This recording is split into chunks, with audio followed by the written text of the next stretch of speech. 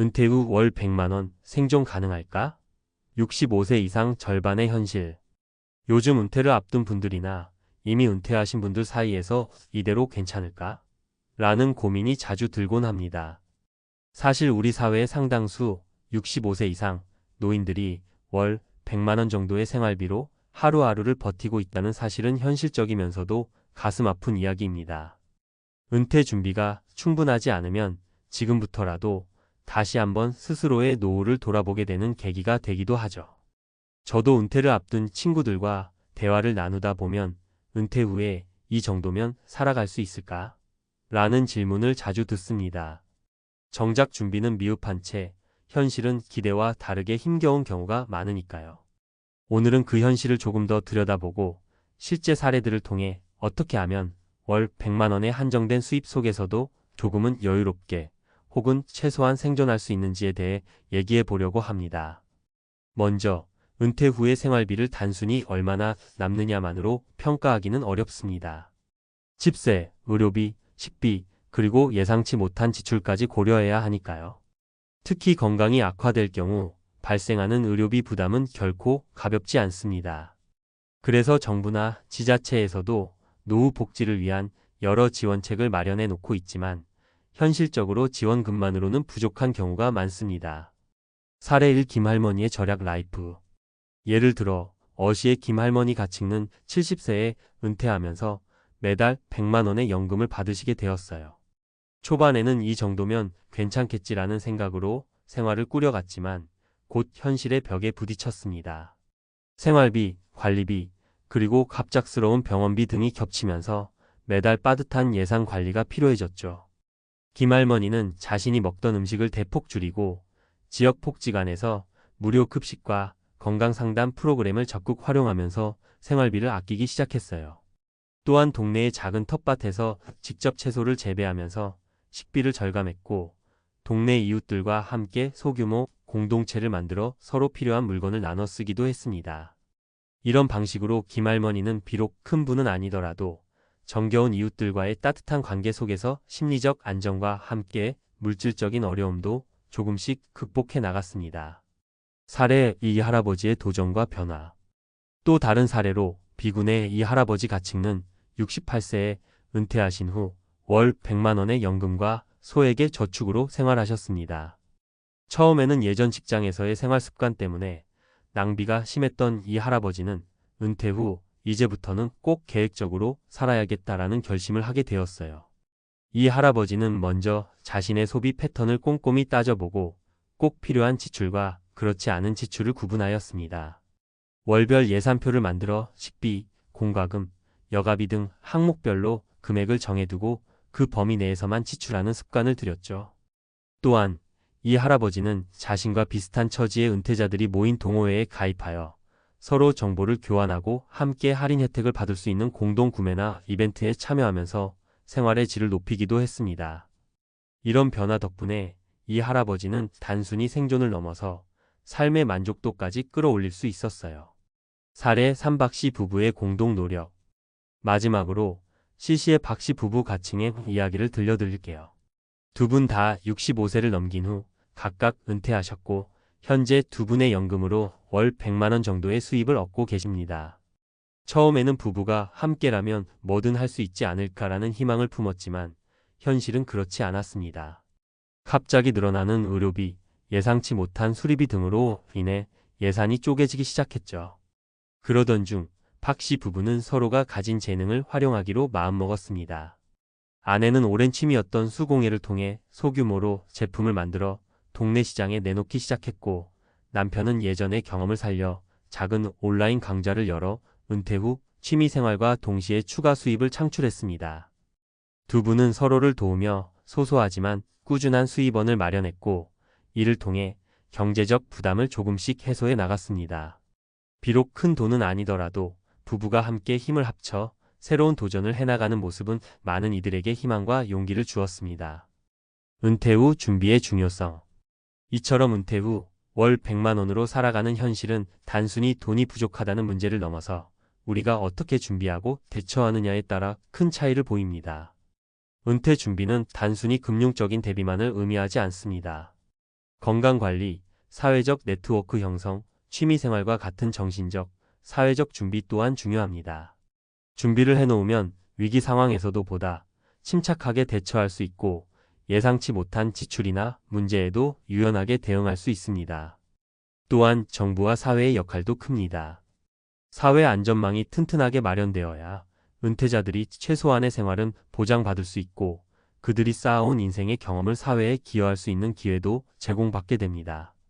최근에는 다양한 복지 정책과 함께 지역 사회에서도 노년층을 위한 프로그램들이 늘어나고 있어 어느 정도의 희망은 찾아볼 수 있습니다. 앞으로의 과제와 재현.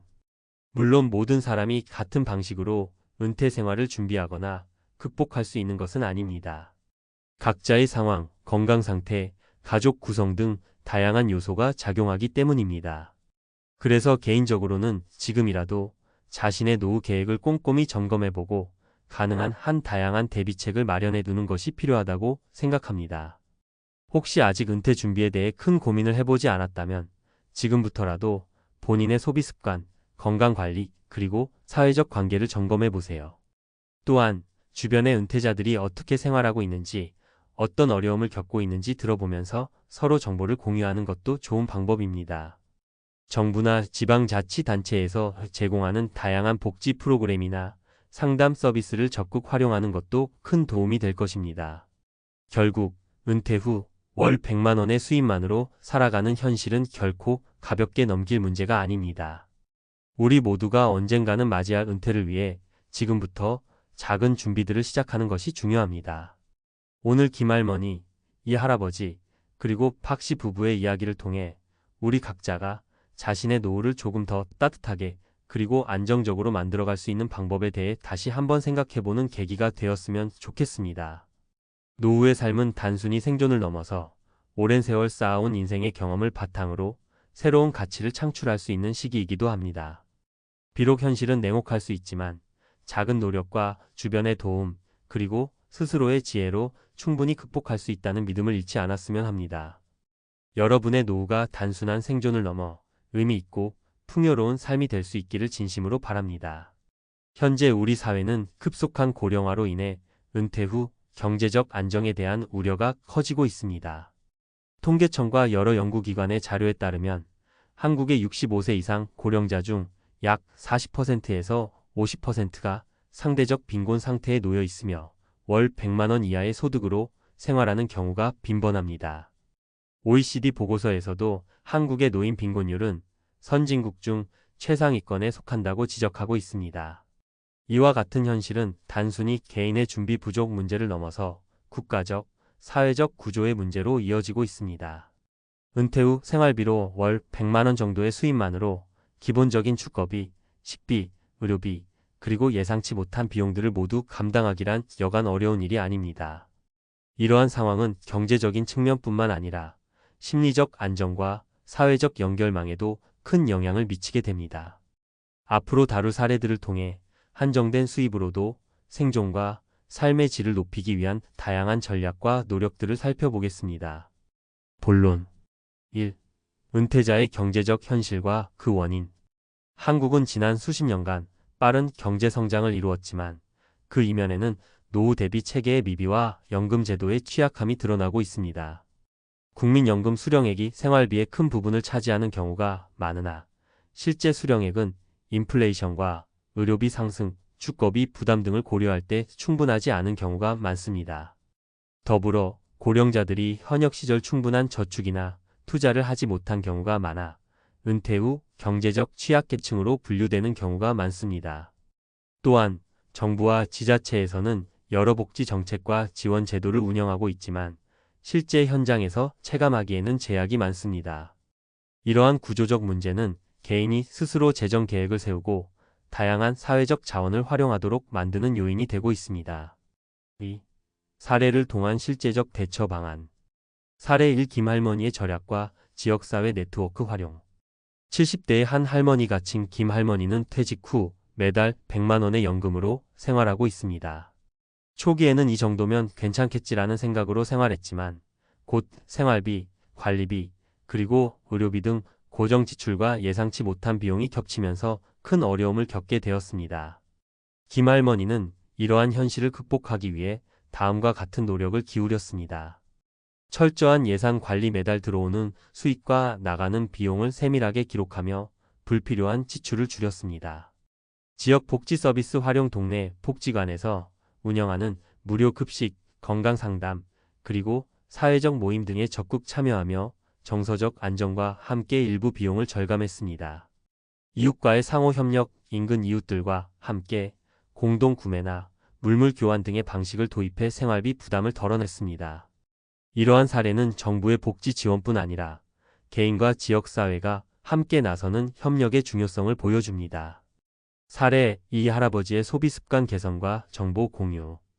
은퇴 후 월 100만 원의 연금에 의존하는 또 다른 사례로 68세의 이 할아버지 가칭는 오랜 직장 생활 동안 형성된 소비 습관 때문에 은퇴 후 처음에는 불필요한 지출이 많았습니다. 그러나 은퇴 후 재정 상황을 재정비하기 위해 그는 소비 패턴을 전면 재검토하기 시작했습니다. 예산표 작성 및 소비 계획, 월별로 식비, 공과금, 교통비 등 항목별로 예산을 정해두고 그 범위 내에서만 소비하도록 노력했습니다.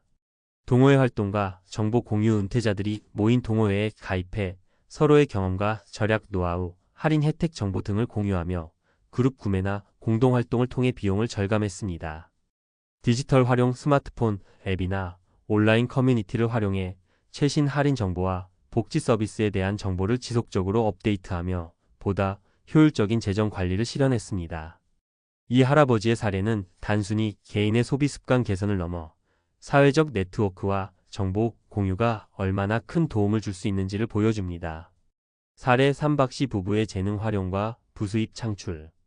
65세를 넘긴 박씨 부부 가칭는 각각 퇴직 후 월 100만 원의 연금을 받고 있었습니다. 초기에는 두 분이 함께라면 서로 의지하며 생활할 수 있을 것이라는 기대가 컸지만 갑작스런 의료비나 주거 관련 수리비 등 예기치 못한 지출로 인해 경제적 어려움이 발생했습니다. 이에 부부는 각자의 취미와 재능을 활용해 추가 수입을 창출하기로 결심했습니다.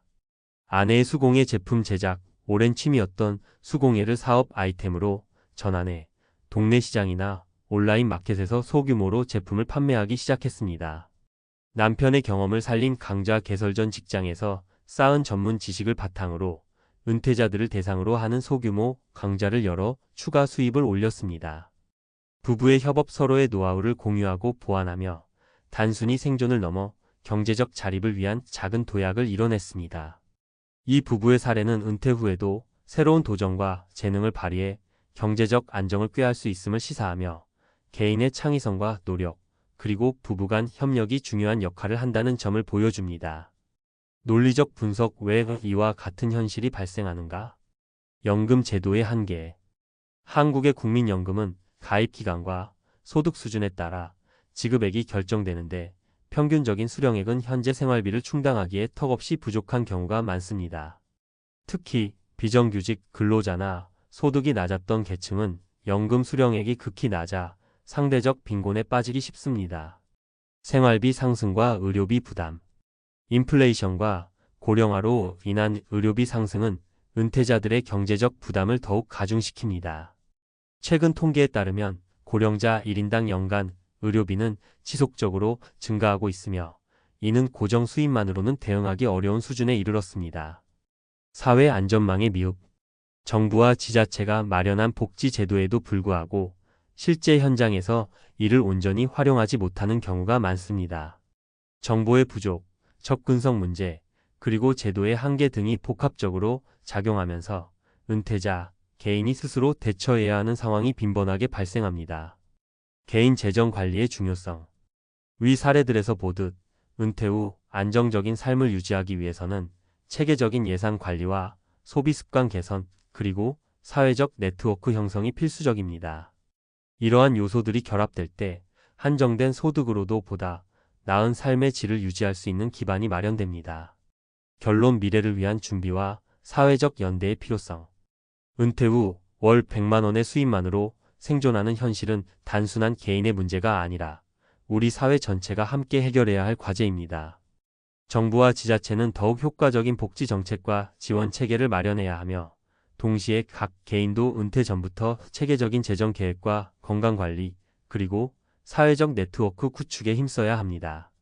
오늘 소개한 김할머니, 이할아버지, 박씨 부부의 사례는 모두 한정된 자원 속에서 자신만의 방식으로 문제를 극복하려는 노력의 결과입니다. 이들의 경험은 우리 모두에게 큰 교훈을 줍니다. 단순히 정부의 지원에만 의존하기보다 각자가 자신의 생활 패턴을 점검하고 필요한 경우 주변 사람들과 협력하며 새로운 도전과 변화를 모색하는 것이 중요합니다.